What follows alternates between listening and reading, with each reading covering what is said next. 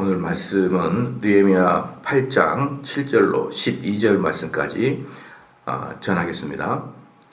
7절에 보니까 이제 예수와 바니와 그 다음에 레위 사람들이 쭉 나타냅니다. 이 레위 사람이 누구냐 했습니까? 학사 겸 제사장이었던 에스라가 중앙에서 하나님 말씀을 낭독할 때 양 옆으로 13명이 쭉 서 있다고 했었잖아요. 그 레위 사람들인 것이죠. 그래서 레위 사람들은 원래 하는 직무가 뭐냐면 하나님이 교회에서 율법을 낭독하는 것, 그 다음에 그것을 해석해 하는 것, 세 번째 백성들을 깨닫게 하는 것. 이게 이제 레위 지파의 사람들이 공적 업무인 것입니다. 즉 다시 율법을 낭독하고 하나님 말씀을 해석하고 그 다음에 깨닫게 하는 것. 그런 의미에서 제가 말씀을 드렸듯이 레위 지파 사람은 현대 목사나 사역자들의 거의 비슷하다라고 할 수 있어요. 그래서 어떤 사람들은 현대 목사는 과거에 제사장이 아니다. 이렇게 얘기했는데 그건 저는 100% 동의가 됩니다. 그런데 이 사람들이 항상 놓치고 있는 것이 뭐냐 그러면은 과거에 그 레위 사람들이 목사의 직무를 갔습니다. 이건 왜 놓치는지 모르겠어요. 어떻게 하시든지, 근데 이건 다 목회자들이 주로 얘기하는 거거든요. 어떻게 하시든지 그저 그냥 겸손하게 하려고 구약의 그 사람들과 신약의 목사는 다르다. 근데 제가 아무리 성경을 연구해봐도 레위 사람들은 목사랑 너무 비슷합니다. 다른 것도 좀 있지만 하는 일이 너무 비슷해요. 첫 번째는 교회에서 전업을 하잖아요. 전업. 그러니까 그때 레위 지파 사람들은 다른 걸 아무것도 안 하고 일반 일을 안 하고 성전에서만 전업을 했던 사람들이 레위 사람들이고 그 레위 사람들이 주로 하는 일이 말씀 낭독, 말씀 해석, 그 다음에 그 뜻을 설득시키는 것, 감화 감동시키는 것. 이게 레위 사람들이 하는 일이다 그러면 당연히 목사랑 거의 비슷하잖아요. 다른 면도 좀 없지 않아 있을 것인데 그들은 이렇게 가문을 따라 세습으로 계속 이어져 나간다. 그것은 없겠지만 그러나 하는 일은 비슷하지 않습니까? 그러니까 이런 것들을 막 지나치게 우리는 그런 자가 아니야 이러는 것을 겸손이라고 생각하는데 저는 겸손이 아니라 너무 과하게 그렇게 목회자의 직분을 밑으로 내려 떨어뜨리려고 한다. 그것도 누가요? 목사 스스로 자기들이 그렇게 이야기를 하게 되면 이야기하는 그 순간에는 야 우리 목사님 되게 겸손하시다. 우리 목사님 되게 기득권층이 아니다. 이렇게 생각하게 될지 모르지만 시간이 자꾸 지나면 성도들이나 특별히 목사 자신도 목사라는 게 별거 아니야. 이런 생각이 들어버리면 큰일 나는 거예요. 말하는 자나 듣는 자나 별게 아니에요. 그럼 듣는 사람들도 설교를 가볍게 들 것이고 준비하는 나도 설교를 가볍게 준비하게 되게 돼 있어요. 사람이라는 게 참 그 생각하기에 따라 달라져 버리거든요. 그런데 이렇게 중차대한 것이 설교다. 중차대한 것이 하나님 말씀을 가르치는 성경 해석이다. 이렇게 생각할 때는 보통 이것은 어려운 문제가 아니거든요. 어제도 어떤 선교사님과 좀 만나서 대화했는데 자기는 주변 사람들에게 삼성제일교회를 가라고 추천한다는 것이죠. 다른 걸 다 떠나서 설교 시간에 개인적인 말 하지 않고 헛말을 하지 않는 거, 그 하나만으로도 자기는 존중한다는 거예요. 목사님. 개인적인 얘기나 또는 뭐니까 사적인 이야기들, 그 또 본문과 상관없이 쭉 돌아갔다가 다시 오고 이런 것들을 그것만 안 하는 것만 해도 자기는 목사님을 존중한다. 왜 그러냐면 그런 사람이 너무 많으니까. 그런데 여러분들 설교하다가 내가 설교 쭉 가는 길이 있잖아요. 설교의 그 길이 있을 거 아니에요. 근데 이게 쭉 지나가다가 다시 오고 쭉 지나가 다시 오고 이렇게 말이 3,000% 빠졌다가 다시 오고 이렇게 하는 이유가 뭐예요? 설교로 여기지 않기 때문에 그래요. 이 설교가 진짜 우리 마음의 영혼에 치유하는 그런 역사라고 생각하지 않으니까 그냥 하다가 또 이 생각 나면 쭉 돌아와서 한마디 하고 또 이야기하다가 하다 보면 이렇게 돌아가고 이렇게 되는 거거든요. 그러니까 그분이 선교사님이 이야기하는 것은 다른 목사님들은 하나님 말씀을 가볍게 여기나 이런 말은 안 했죠. 이런 말은 없는데 그냥 하는 말이 다른 목사님들은 이야기가 3,000% 갔다가 다시 오고 또 본문과 상관없이 이렇게 갔다가 또 이야기가 되고 또 심지어는 내가 뭔 말 하려다가 이 말 했지만 또 이렇게 막 하고 그러니까 이런 목사들이 너무 많은데 삼성제일교회는 최소한 그러지는 않은 것 같아서 나는 존중한다 그랬어요. 그게요 목사들 마음다짐에 따라서 달라지는 거예요. 그렇잖아요. 그래서 목회자들이 스스로 목사의 직분을 너무 낮게 평가하는 것은요, 그것은 겸손한 것이 아니라 말씀의 기갈의 시작이 바로 거기서부터 시작이 되는 거예요. 보십시다. 7절 말씀에 그래서 예수아가 누구냐면은 나는 구원자다. 나는 구원자다. 또는 나는 구원자라기보다는 그가 구원하실 것이다. 그가 구원하실 것이다. 그러니까 예수님하고 똑같은 의미예요. 신약의 예수님하고 구약의 예수아. 그래 실질적으로 여러분 미국 사람이야 예수님을 지저스라 그러지 히브리 언어 그 당시에 예수님을 여러분도 히브리 영화 봤잖아요. 예수아 이렇게 하잖아. 예수아. 그래서 오히려 예수님의 이름에 대해서는 영어 성경보다는 한글 성경이 훨씬 원어에 가깝게 발음이 되고 있거든요. 그래서 예수아 또는 호세아 여호수아 다 똑같은 이름이라 했어요.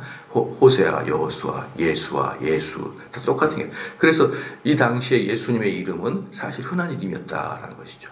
예수님 이름은 사실 흔한 이름이었다라는 것이죠. 그다음에 쭉 있고 그다음에 맨 뒤에 보면 레위 사람은 백성의 제 자리에 서 있는 동안 그들에게 율법을 깨닫게 했는데 그러니까요. 그러니까 이 레위 사람들이 율법을 깨닫게 한 거예요. 깨닫게. 근데 어떻게 했냐? 8절에 하나님 율법책을 낭독하고 누가 낭독하겠습니까? 에스라가 낭독하겠죠. 쭉 해서 낭독한 그 뜻을 해석하여 백성에게 그 낭독하는 것을 깨닫게 하니 그러니까 쭉 낭독을 했을 거예요. 아마도 이 방식이 어떤 거냐 그러면요.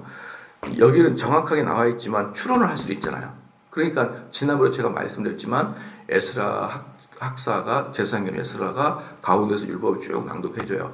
제가 쭉 읽어주는 것이죠. 그런데 이들에게 이제 이런 전통을 따라서 청교도들은 예배 시간 전에 설교 본문과 상관없이 구약 2장하고 신약 1장을 낭독을 합니다. 낭독을 해요. 이 본문 이런 구약의 전통을 따라서 구약 2장, 신약 1장을 낭독하는데 그런 형식을 따라 지금도 예배를 드리는 교회들이 있는데 정말 지쳐요. 제가 예배 시간 전에 구약 2파트 2장, 신약 1장, 총 3장을 읽으면요. 아마 여러분들 눈물을 흘리면서 집에 돌아가겠죠. 도대체 여기는 뭐 이렇게 지겨워 이러면서. 근데 이렇게 하는 이유가 있죠. 이렇게 하는 이유가 뭐냐 그러면은 이 당시 사람들은 파피루스라는 성경책이 없다니까요. 가정에. 심지어는 회당에도 없었어요. 보통 성경책을 뭐라고 썼습니까? 그 파피루스라 해가지고 양피지로 쓰기도 하고 아니면 이 대나무를 얇게 깎아가지고 쓰기도 하거든요. 그런 것들 특별히 파피루스는 양피지인데 여러분 지금도 양으로 된 옷 같은 거 되게 비싸죠. 그럼 지금 비싸면은 2000년 전에는 쌀 것 같아요? 안 그래요. 지금 비싼 건 지금 그때도 비싼 거예요. 지금 금도 비싸고 그때도 금이 비싼 건 똑같습니다. 그 비싼 데에다가 또 이게 쫙 글을 쓴 사람이 누구예요? 서기관들이잖아요. 서기관들은 누굽니까? 지금으로 말하면 최고위직 연봉자들이에요.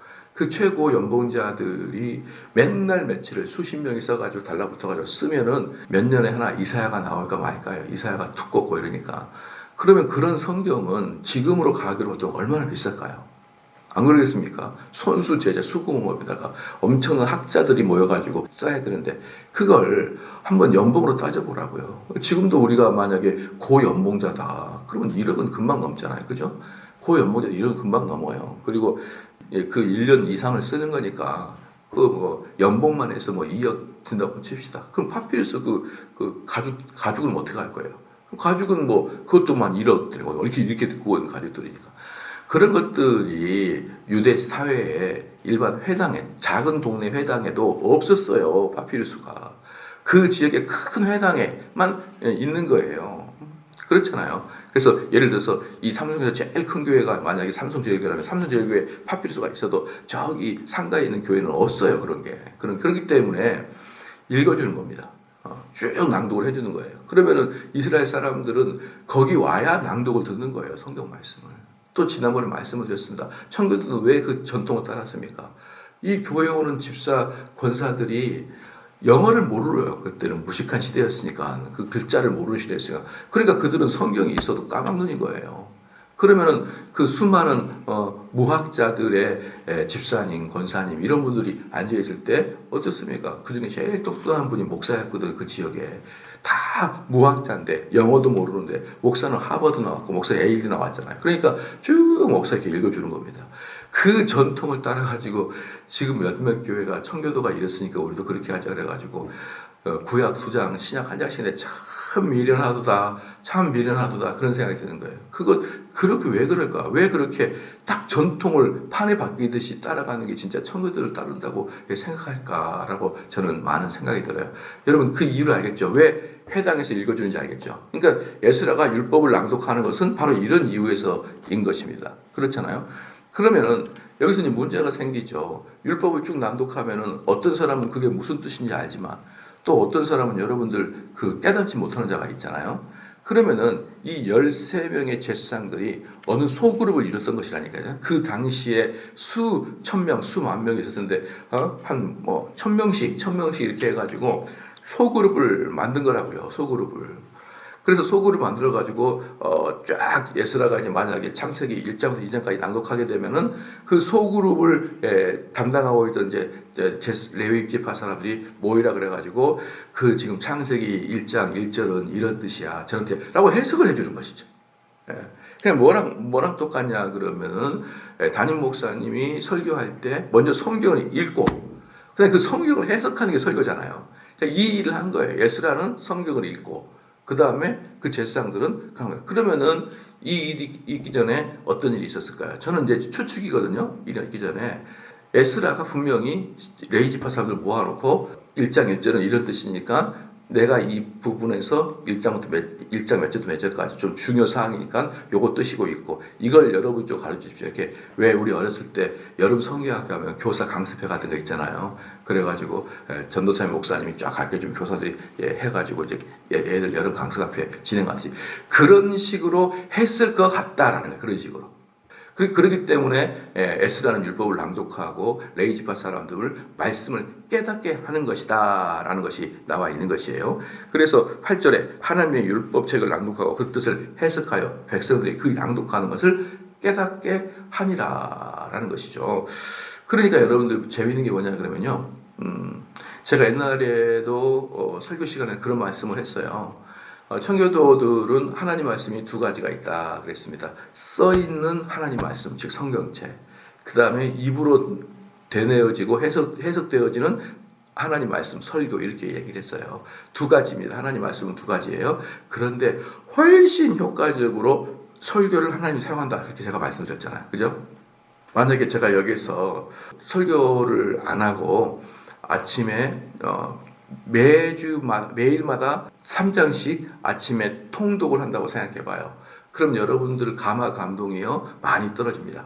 감화 감동이 많이 떨어요. 만약에 여러분들이 집에서 매일마다 성경을 규칙적으로 읽지만 그 규칙적으로 읽었을 때 마음에 새겨지는 감동보다는 설교를 들었을 때 감동이 훨씬 크다는 것을 경험적으로 알 수 있을 거예요.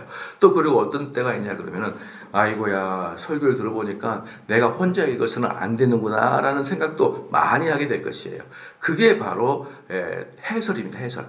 그래서요 성경 본문을 읽는 것은 더없이 중요한 일이겠지만 그보다 더 중요한 것은 그 뜻을 해석해야만 됩니다. 해석하고 나면 두 가지가 딱 결론이 나요. 해석을 딱 하잖아요. 두 가지 결론인데 첫 번째 뭐냐면 여러분 마음속에 큰 기쁨과 감동이 일어납니다. 큰 기쁨과 감동이 일어나는 것이고 두 번째는 뭐냐면 해석을 할 때에만 내 삶에 적용할 수 있고 적용할 수 있어야지만 순종이 가능한 거예요. 그러니까 내가 하나님 말씀을 따라서 순종하겠다라는 것은 설교를 들었을 때 그 말씀이 내 삶에 적용이 되는 것이지 이 본문만 그냥 읽어서는 우리 성도들이 적용이 잘 안 되는 거예요. 또 적용한다고 노력을 했는데 사실 원뜻과는 별로 상관없는 적용을 하게 될 때도 많은 것이죠. 그렇기 때문에 설교 말씀을 들을 때야 여러분이 성경을 읽을 때가 아니고 설교 말씀을 들을 때 여러분 마음속에 감동이 생기니까 그때야 비로소 회개가 나오고 그때야 비로소 순종이 나오게 되는 거예요. 여러분 아시겠죠? 그러니까 처음부터 구약 유대교회에서부터 성경과 성경의 해석자는 함께 가는 거였고요. 그러니까 이 전통이 예수님 시대 때 사도 시대 때도 있어서 사도들이 어떻게 했습니까? 사도들이 사도가 있고 전도자가 있고 목사와 교사와 이것을 아예 처음부터 못을 박아놓는 거예요. 그러니까 우리 교회에서는 그냥 나 혼자 하나님 말씀 읽겠다. 내와 하나님 관계가 있으면 되지. 그것은 기독교와 유대 전통에는 어울리지 않는 거예요. 이 기독교 유대 전통은 이 말씀을 전문적으로 해석하는 사람들이 항상 같이 있는 것이 이 성경을 대하는 것이지, 아이고 나는 목사도 뵙기 싫고 나는 장로도 보기 싫으니까 나는 그냥 교회 안 나가고 집에서 혼자 성경책 읽겠다. 천만의 말씀 만만의 공덕입니다, 여러분. 그건 절대로 될 리가 없고요. 만약에 그게 된다 그러면 저같이 밤새도록 성경을 연구하는 일 자체는 무용지물이 돼버리고 말이죠. 그건 의미가 없는 거예요. 근데 그게 안 되니까 이걸 해석하려고 밤새서라도 공부를 하고 그렇게 이제 하는 것이거든요. 그래서 우리는 그 원리를 잘 알아야 됩니다. 그랬더니 9절 말씀에 백성이 율법의 말씀을 듣고 다 우는지라. 그러니까 다 우는 거예요. 그렇게 할 때야 비로소 하나님 말씀을 듣고 깨달아야 되기 때문에 깨달고 나서 회개하는 것입니다. 왜 이들이 다 듣고 우냐면 자기들이 지금까지 고생했던 이유들이 이 레위 지파 사람들이 해석해 준 걸 보니 전부 다 우리가 하나님 말씀을 배반하고 있었거나 최소한 무지해가지고 순종하지 못하고 있었거나 그걸 깨달은 거예요. 그걸 이제 성경을 해석해 주니까. 그러니까 이 사람들이 여러분 어떤 사람입니까? 어떤 사람이냐 그러면요, 오랫동안 바벨론이나 페르시아 포로로 끌려가 있었잖아요. 바벨론이나 포로로 끌려가 있었으니까 이들은 말씀 강론을 꾸준히 듣지를 못했던 것이죠. 그런데 에스라가 먼저, 느헤미야보다 먼저 에스라가 포로 귀환했기 때문에 그 에스라가 에스라서에서 우리가 다 공부했잖아요. 사람들을 낭독시키고 교육시켰어요. 그리고 나서 느헤미야 나올 때까지 13년 동안 싹 사라졌다가 다시 등장했다고 했다 지금. 그러니까 그동안 에스라는 여기저기 다니면서 소그룹으로 성역 공부를 가르쳤을 것이다 라는 그런 추론을 해볼 수가 있어요. 14년 동안 아무것도 안 할 일은 없잖아요. 그러니까 많은 사람들이 에스라에게 성경 공부를 들었음에도 불구하고 전 국민이 다 들었겠냐고. 그건 아니라는 것이죠. 전 국민이 들을 일은 없다는 것이죠. 그러니까 전 국민이 너무나 오랜만에 성경 말씀을 듣고 해석을 들어보니 아이고야 번번이 우리가 하나님의 말씀을 어기고 있었구나라는 것을 팍 깨달은 거예요. 그러니까 이제 눈물이 터지기 시작한 거예요. 우리는 내 잘났다고, 내가 유대인이라고 이렇게 살아왔는데, 내가 뭐 잘못한 게 뭐가 있냐고 살아왔는데, 내가 말씀을 들어보니 이렇게까지 틀릴 줄이야. 이제 그게 다 우는지라. 백성이 율법의 말씀을 듣고 다 우는지라. 총독 느헤미야와 제사장 학사겸 에스라. 그러니까 이 총독 느헤미야는 뭡니까? 행정적 정치적인 직분이고, 학사와 제사장은 뭡니까? 종교적인 직분이죠. 그러니까 이 두 명이, 한 명은 행정적으로, 한 명은 종교적으로 두 우두머리라고 할 수 있는 거예요. 그래서 이들은 서로 경쟁 상대가 아니라 서로 상호 보완적인 것입니다. 또 요즘에 보니까 정치판을 돌아가는 거 보니까 또 국민의힘에서 전당대회 한다고 당대표를 보는데 어제의 친구 같은 전부 다 칼날을 하고 서로를 찌르고 있어요. 잠깐 민망할 것 같아요. 저는 그 돈을 연봉을 10억을 준다고 나는 국회의원 하고 싶지가 않아요. 어저께까지 형제요 자면 껴안고 막 그랬더니 또 전당대회 한다고 네가 막 그 나쁜 놈이야 막 이렇게 하는 그런 그 형태를 보면요. 야, 진짜 이쪽 동네는 친구도 없고 적도 없고 그 다음에 또 다 끝나면 또 껴안아 줄 거예요. 우리 경쟁했으니까. 그런데 만약에 우리 집사님하고 경쟁 상대가 좀 온갖 비리와 네가 그따위로 살아가지고 네가 무슨 집사냐 권사냐 그래놓고 다 끝나고 권사니 이상하잖아. 그 일을 하고 있는 거예요. 내 보니까. 그래서 야, 이건 배앓이도 없고 아무것도 없는 곳이 정치판이구나 이런 생각이 들 정도에 정말 혐오스러운 집단이 아닐 수가 없어요. 좋은 정책적, 그러니까 예를 들어서 내가 너에게 이런 정치도 나는 옳지 않아. 우리 정책과는 달라. 이렇게 하면 되지. 네가 뭐고 인격적으로 이렇게 말하는 것을 보면요. 너무너무 지겨운 단체가 그 단체가 아닌가 싶어요. 그런데 이 에스라와 느헤미야는 상호 보완적이에요. 둘 다 총독이거나 총독, 부총독이 아니라 하나는 행정적으로, 하나는 종교적으로 이렇게 합니다. 자, 이것과 제일 이제 비슷했던 게 뭐냐면요. 청교도 당시 미국에서 이제 1620년에 메이플라워 타고 미국 매사추세츠로 오잖아요. 그리고 나서 그 매사추세츠, 그다음에 보스턴. 매사추세츠는 주 이름입니다. 보스턴은 시 이름이고, 그렇기 때문에 매사추세츠하고 보스턴은 어느 게 더 커요? 이것은 전라도하고 고흥이 어디가 커요? 이렇게 말하는 것과 아주 흡사해서 듣기가 거북한 거예요. 매우 거북한 거거든요. 그러니까 그런 이야기 안 했으면 감사하겠습니다. 어쨌든 매사추세츠가 청교도가 점령하고 있었던 주였거든요. 그 청교도가 점령하고 있던 주에서 그 매사추세츠 주의 그 주 정부의 의장들 있잖아요. 국회의원들. 이들이 전부 다 교회 장로 집사들이었어요. 다 집사. 그렇기 때문에 시장, 주의회 의장들, 그 사람들 주일날 또 다 그 교회 중직자들이란 말이죠. 그러니까 아주 오묘하게, 교묘한 것이 아니고 아주 오묘하게 청교도들은 신정 정치를 하지 않았어요. 신정 정치는 누가 하는 거냐면 제사장이 하는 게 신정 정치거든요. 지금의 이란의 최고 지도자가 종교 지도자거든요. 거기가 신정 정치예요. 거기가 신정 정치라고.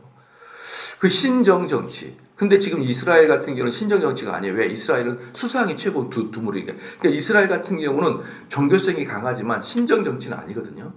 그런데 이란 같은 경우는 신정 정치예요. 이란. 그래서 우리로 말하면 총회장이 그대 우두머리인 거거든요. 국가에. 그래서 그들은 헌법도 있지 않아요. 그들의 헌법 뭐예요? 그 사람 이슬람 경전이에요. 그게 그들의 헌법이기 때문에 그 사람들은 성경처럼 이렇게 매로 뜨고 그러는 거라고. 왜 이스마엘 족속들이 이슬람 중동 애들이 사람을 때리냐면 포란을 사용하기 때문에 그러는 거라고. 그런 걸 신정정치라고 그러거든요. 그럼 청교도는 신정정치가 아니에요. 왜? 목사가 정치를 한 건 안 했으니까.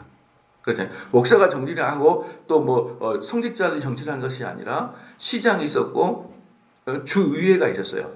근데 신정정치는 아니지만 대부분의 사람들은 다 교회에 장로가 안수집사였단 말이죠. 그렇잖아요. 그러니까 우리 장로가 여기 덕양구청 시장이고 이런 개념이거든요. 그렇기 때문에 신정정치는 아니지만 최대한 그 하나님의 말씀으로 그 지역을 이렇게 다스리려고 했던 것이 역력한 것이죠. 이해가 좀 되겠죠? 신정 정치는 아니지만 하나님 말씀으로 보스턴을 다스리려고 하는 그 뜻이 분명했단 말입니다. 청교도들은. 그런데 그것도 결국은 나중에 포기가 되죠. 나중에 점점 인원이 많아지니까 결국은 교회 운영하고 시 운영은 달라져요. 왜냐 그러면요. 청교도 초창기 이름법이 있었거든요. 모든 남녀들이 사지가 멀쩡한 사람은 교회에 가야 되는 법이 있어요. 법이에요, 법. 근데 만약에 우리 교회에서 삼성리에 있는 모든 젊은 남녀들이 주일날은 교회에 가야 된다. 그러면 법이 있으면은 그 법을 어길래 처벌이 있잖아요. 그때 만약에 교회 나오지 않으면 회초리 20대다. 어때요? 이건 교회야. 감옥이야, 이건. 교회는 기쁨으로 오고 자발적으로 올 때만 교회지. 교회가 어떤 법에 의해서 안 오는 사람을 두들겨 맞으면 그건 이미 감옥이에요.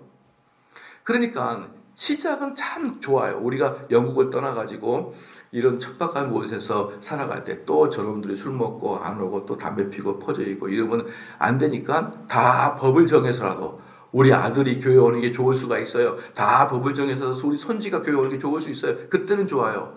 근데 나중에 지나면 교회는 그냥 뭐가 되는 거예요? 그냥 민방위 훈련 받으러 가는 것과 똑같이 되는 것이죠. 그렇기 때문에 교회는 철저히 자유롭게 가야 됩니다. 그런 의미에서 청교도들은 학사 에스라하고 느헤미야 총독이 같이 일을 했던 비슷한 형태가 잠시 동안 미국에서 이루어졌다라는 것을 우리가 볼 수가 있는 것이죠. 그래서 여기서도 이제 여기 이스라엘은 완전히 신정 정치니까 이것은 이때 당시는 이건 어려운 일이 아니었어요. 그래서 느헤미야와 제사장과 학사 에스라와 백성을 가르친 레위 사람들이 모든 백성이 이르기를 오늘은 너희 하나님 여호와의 성일이니 슬퍼하지 말며 울지 말라 하고. 근데 이들이 하도 우니까 이제 그만 울어야 되는데 주일날 설교를 했더니 누가 한 명 울기 시작해가지고 막 장로니까 다 울고 있으면 설교를 언제 합니까? 언제 설교하면 계속 울고 있니? 그러니까 이제 그 다음부터 눈물을 그치라 이제 계속 이야기합니다. 그러면서 주님이 주신 성일 또 이때가 언제냐면요 7월 1일이에요.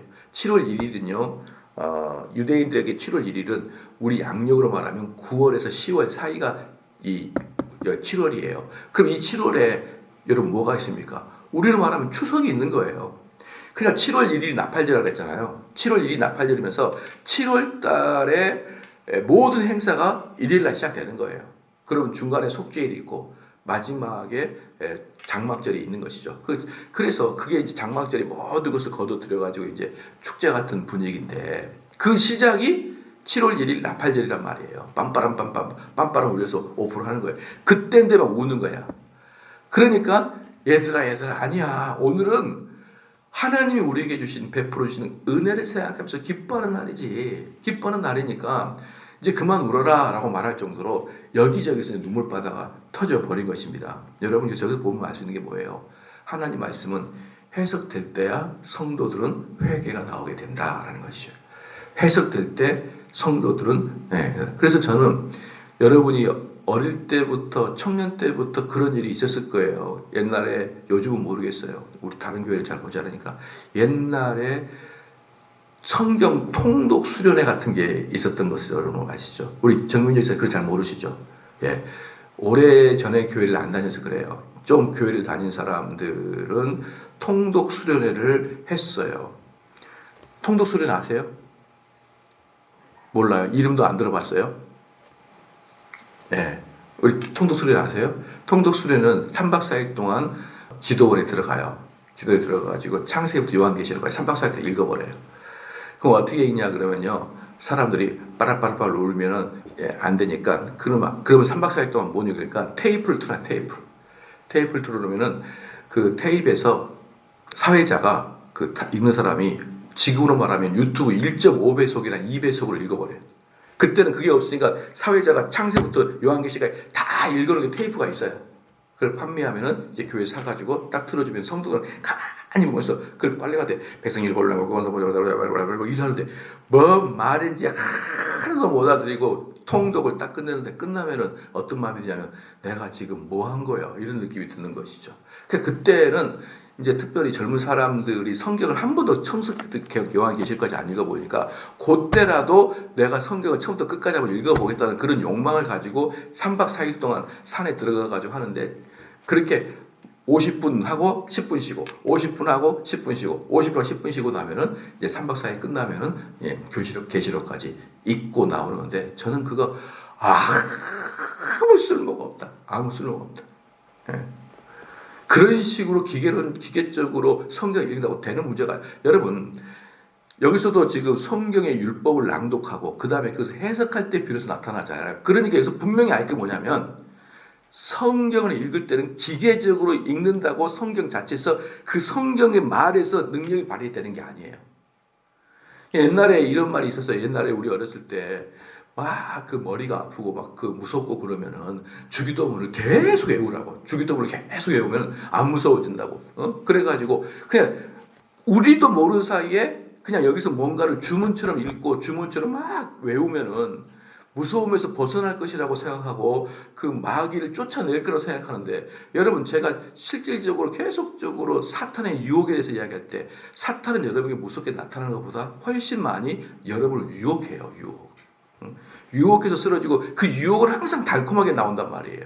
그럴 때 우리 사탄을 무섭게 여긴다 그러면 진짜 사탄이 우리를 공격하는 것은 사탄이라 보지 않기 때문에 그게 위험한 거예요. 우리 뭐 무서워야지만 사탄이라 생각하는데 그러지 않다니까요. 사탄의 가장 큰 것은 유혹하는 자야. 우리를 속이는 자. 그러기 때문에 사탄을 이기고 내가 굳건히 서기 위해서는 하나님 말씀이 해석될 때에만 그 사탄을 이길 수가 있는 거예요. 막 성경을 드립다 기계적으로 읽는 것이 아니라 그래서 여기서도 보니까 결국은 쭉 설명을 해주니까 사람들이 슬퍼하고 울기 시작했던 것이죠. 10절 말씀 보니까 느헤미야가 또 그들에게 이르기를 너희는 가서 살찐 것을 먹고 그랬거든요. 여기서 이제 살찐 것, 마쉬마님. 이 마쉬마님은 뭐냐 그러면요. 마쉬마님은 살찐 것인데 기름진 것이다 라는 뜻이에요. 기름진 것. 그럼 여러분들 소고기를 보게 되면은 소고기 비계덩어리 있잖아요. 이 비계덩어리를 말하는 게 아니에요. 이 마시마임이라는 것은 그 기름진 것, 또 지방이라는 것에 두 가지의 단어가 있는데 이 단어는 기름덩어리를 말하는 게 아니에요. 그럼 무엇을 말하냐? 아주 제가 전문용어로 말씀드릴게요. 소고기 사이에 끼어 있는 마블링을 얘기하는 거예요. 마블링을. 빨간 것 사이에 하얀 것이 뭐 벌써 군침을 아침부터 돌면 안 되는데 이 마블링을 이야기하거든요. 여러분 우리나라에서 A 플러스 받는 것은 살하고 그 기름이 적당히 섞여 있는 요게 A 플러스죠. 멀건 거 살만 있는 것은 퍽퍽해서 못 먹어요. 요 사이에 있는 게 있는데 그걸 말합니다. 그거. 그러니까 지금 여기서 말하고 있는 살찐 것을 여러분이 잘 기억하려면 마블링 이렇게 보면 돼요. 마블링 보면 된 것이다. 그 다음에 살찐 것을 먹고 단 것을 마실 때 그랬거든요. 이 단 것의 히브리어는 마무타킴인데 이 마무타킴의 뜻은 뭐냐 그러면은 여기 보면은 10절에 단 것을 마신다 그랬잖아요. 그 마신 것은 분명히 뭐예요? 포도주예요. 포도주. 그렇죠. 근데 포도주가 그냥 포도주가 아니라 꿀을 탄 포도주예요.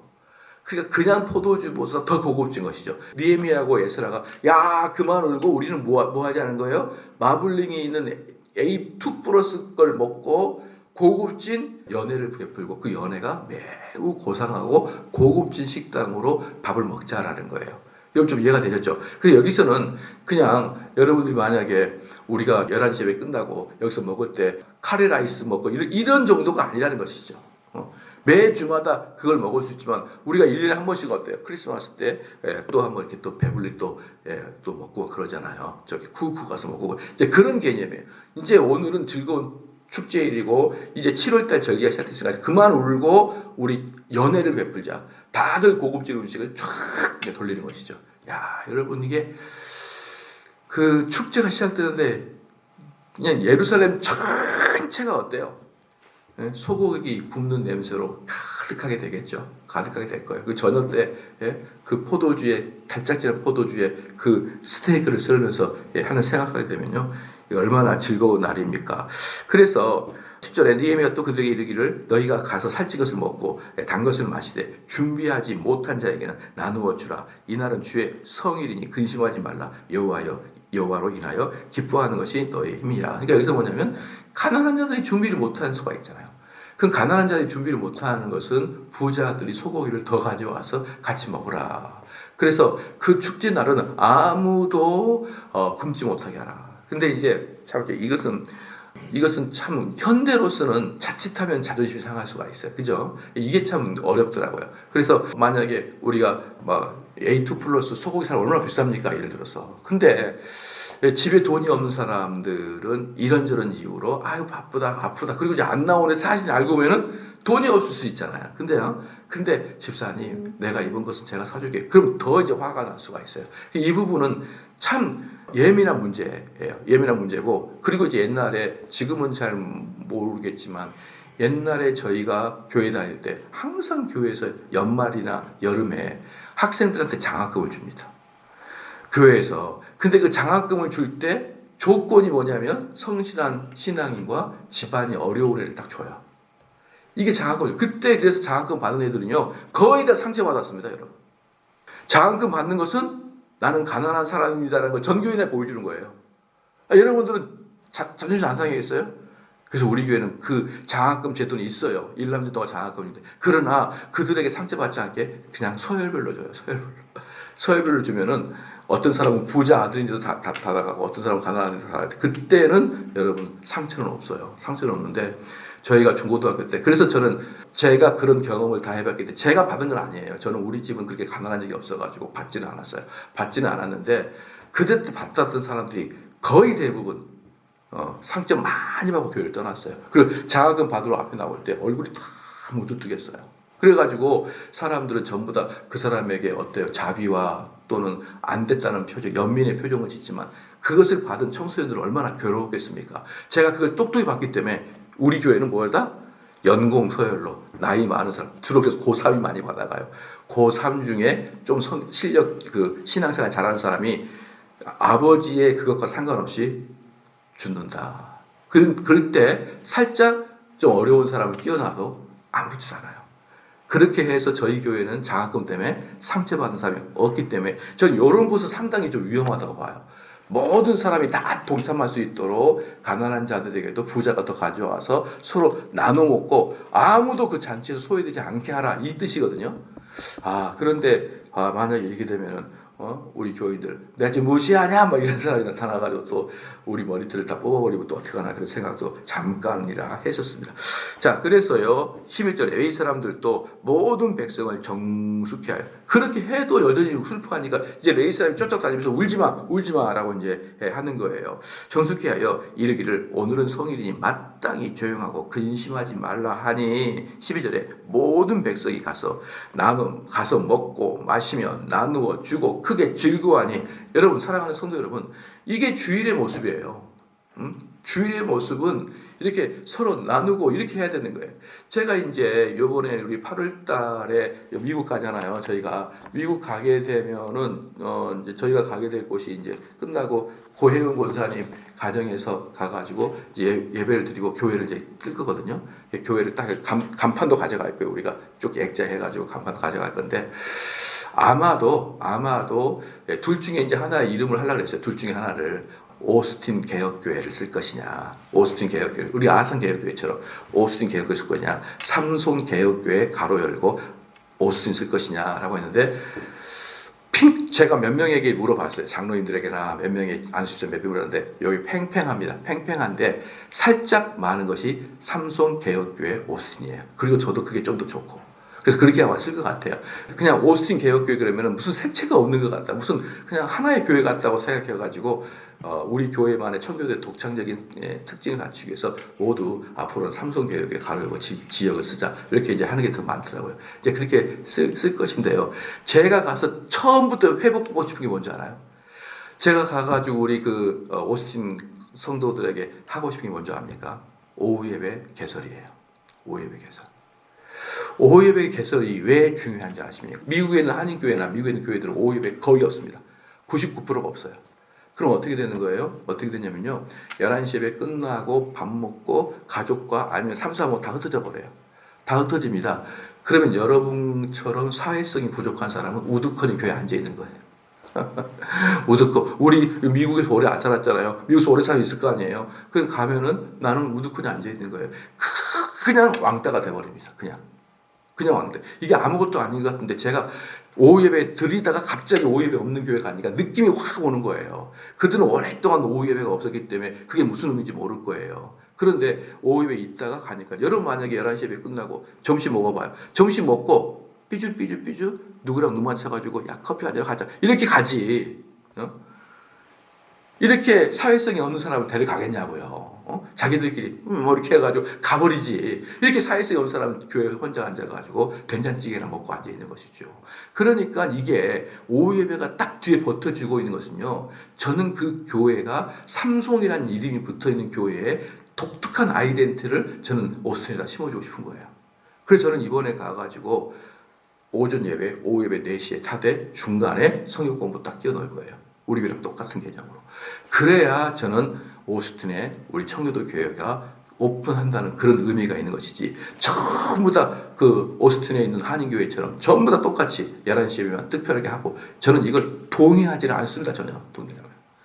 그게 바로 뭡니까? 그게 이들이 하고 있는 서로 간에 소외되지 않고 서로 간에 음식을 나눠 먹는 것은요, 너무너무 중요한 거예요. 여러분, 성일 때 너무너무 중요합니다. 그래서 여기서도 마지막에 보면은 모든 백성이 곧 가서 먹고 마시며 나누어 주고, 이 나눠주게 뭡니까? 전부 다 이제 소외된 사람 없이 같이 즐겁게 하자는 것이죠. 즐겁게 하는 것이고, 그리고 진짜 보면은 오후 예배가 없으면요, 여러분들이 또 주일날 제 2차 계획을 잡아요. 그럼 친구들하고도 약속을 잡을 것이고 친척하고 약속을 잡을 거 아니에요? 그러니까 밥 먹다가 그 사람은 시간을 벌어서 빨리 가겠다, 이 생각을 하고 있기 때문에 교제가 안 되는 거예요. 교제가 안 되는 겁니다. 그런데 그런 사람이 점점 늘어나면 모든 사람이 오전 예배 끝나고 2차 계획을 잡기 때문에 서로 밥 먹을 때 진심 어린 교제가 안 돼요. 안 되는 것입니다. 저는 이 모든 것이 오후 예배나 저녁 예배 부재 때문에 그렇다고 생각을 하는 거예요. 그래서 그들은 주일날 그렇게 해서 크게 즐거워하고, 그들은 그들이 들려준 말을 밝히 알미라. 어때요? 그렇게 해서 해석을 해주니까 이제 그 뜻을 받지 알겠다. 여러분 이게 주일입니다. 주일날은요 성경 해석해줘야 되고 그 성경 해석 때문에 여러분들 마음이 찔리고 회개도 있어야 될 것이고요. 또 그 다음에는 성도들끼리 교제하고 하나님 우리 같은 더러운 자를 하나님이 구속해 주셨다는 그 기쁨과 그 기쁨의 연장선의 성도들과의 교제가 이게 아름답게 만들어지는 것이 여러분 주일이어야 되는 것이에요. 그래서 저는 어떤 사람이 그래요. 목사님 저는 목사님 설교를 유튜브로 듣고 있는데 그냥 꽤 많습니다. 근데 제가 교회를 옮길 상황은 아닌 것 같아요. 이제 그런 분들이 계시거든요. 왜 그러냐 그러면 그 교회의 완전히 중직자 그리고 이 교회가 작은 교회인데 처음부터 끝까지 그럴 때 이 장로로서 안수집사로 이 교회에다가 너무 헌신도 많이 했고 돈도 많이 들였고 그래서 이 교회가 꼭 내 몸같이 느껴진 사람들은 목사님 설교를 듣긴 하는데 교회를 옮길 수 있는 처지는 아닌 거예요. 그런 사람 되게 많습니다. 만약에 그런 사람이 적다 그러면 아마 우리 교회는 이미 1000명이 넘었을 거예요. 많이 들으니까.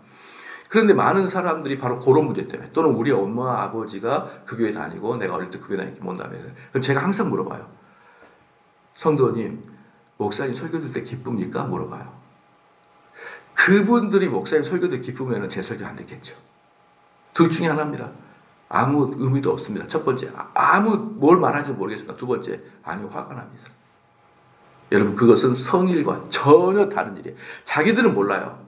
자기들은 주일날 끝나고 제 설교를 통해서 은혜를 받을 수 있지만 주일날 네 마음이 희락이 있냐 이거예요. 근데 그런 사람들은 희락이 없거든요.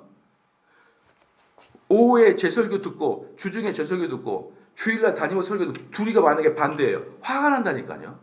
왜 우리 목사님 저렇게밖에 해석을 못하지? 그런데 그 교회를 지킨다고 앉아있는 거예요. 여러분 그것 자체가 제사장과 레위사를 돌아다니고 그렇게 하는 거 아니야. 성일은 그렇게 하는 게 아니야. 성일은 너희의 축제야. 살찐 음식, 그 다음에 단 포도주. 이게 뭐예요? 최고의 음식을 먹어요. 최고의 말씀의 해석을 먹는 거예요. 그 말씀을 먹고 기뻐하고 즐거워하고 성도들끼리 교제하는 게 주일이지. 아이고 내가 저 양반 설교를 들어서 은혜도 안 되고 은혜는커녕 승질만 나고 아이고 그런 내가 이 교회 장로니까 버텨야지. 여러분 이게 무슨 이야기입니까? 이게 뭐예요? 이걸 주일을 범하고 있는 거라고요. 주님 그래서 레위 사람들이 아니 너무 슬퍼하지 마 이제 기뻐해야 돼라고 말할 정도로 주일의 성일은 이런 것의 특징이 있어야 된다라는 것입니다.